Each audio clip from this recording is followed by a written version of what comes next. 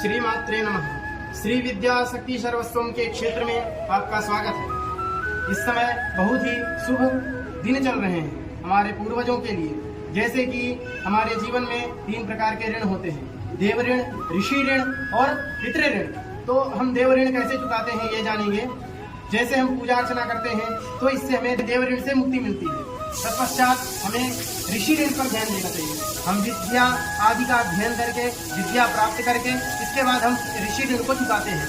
हम अपने पितृ ऋण की ओर जाते हैं। पितृ ऋण में हमें श्राद्ध, तर्पण, पारायण इत्यादि करके हमें अपने पूर्वजों को प्रसन्न करना चाहिए। यदि कहते हैं कि पूर्वज प्रसन्न नहीं होते हैं तो ना कुलदेवी साथ देती हैं, ना ही कोई देवता उनको आशीर्वाद देते हैं, क्योंकि सबसे बड़े हमारे पूर्वज ही देवता हैं। हमारे इस आश्रम में श्री विद्या के क्षेत्र में, पावन स्थली में, जहाँ पर बटुकों द्वारा, ब्राह्मणों द्वारा, ब्रह्मचारियों द्वारा वेद पाठ किया जाता है, गौशाला है और यहाँ पर गोधूली उड़ती है सायंकाल। उसके पश्चात यहाँ यज्ञ कुंड इत्यादि बने हुए हैं, यहाँ नित्य यज्ञ होता है। इस तरह की भूमि पर हम भागवत जी का पारायण करते हैं।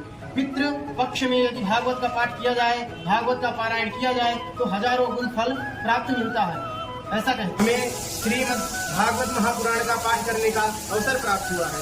इसके पारायण से राजा परीक्षित, जिन्होंने अपने कर्णों से इस भागवत महापुराण का पाठ सुना और मोक्ष की प्राप्ति पाई। सबसे प्रथम ब्रह्मा जी ने अपने पुत्र नारद जी को इसका उपदेश दिया। उसके पश्चात नारद जी वेदव्यास जी को और वेदव्यास जी सुखदेव जी को इसका ज्ञान दिया। सुखदेव के बाद राजा परीक्षित को ज्ञान प्राप्त हुआ। राजा परीक्षित के द्वारा ही हमें समस्त लोक में ज्ञान की प्राप्ति हुई। और उसके पश्चात जैसे धुंधकारी जैसे महापापी भी इसके श्रवण मात्र से ही मोक्ष की प्राप्ति पा गए। अजामिल जैसे महापापी भी इसके श्रवण मात्र से मोक्ष को प्राप्त हुए। संकीर्तनम यत् प्रशतम नरणाम विप्राहा स्वर्गापवर्गाय सदा शुद्धये च यन्नाम कृत्यम पितरः पितॄणाम तेषाम तु मोक्षाय भवत्यनंतम।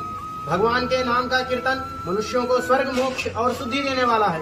जिसके नाम स्मरण से ही मनुष्य के पितर भी उद्धार पाते हैं, वह अनंत भगवान ही है। भगवान विष्णु के नाम स्मरण से ही मोक्ष की प्राप्ति होती है।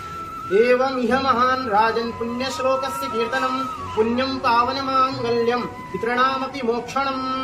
हे राजन कहते हैं, भगवान के पवित्र नाम का कीर्तन यहाँ इस संसार में महान पुण्य है, जो स्वयं पवित्र करके रहने वाला है, मंगलप्रद और पितरों को भी मोक्ष प्रदान करने वाला है।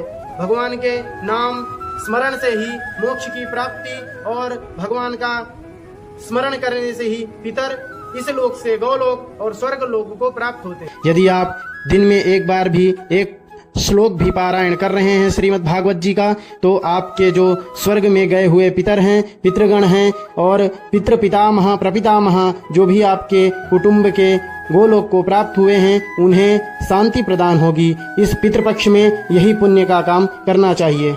श्री विद्या के परिवार से सभी भक्तजनों को ओम शक्ति श्री मात्रे नमः।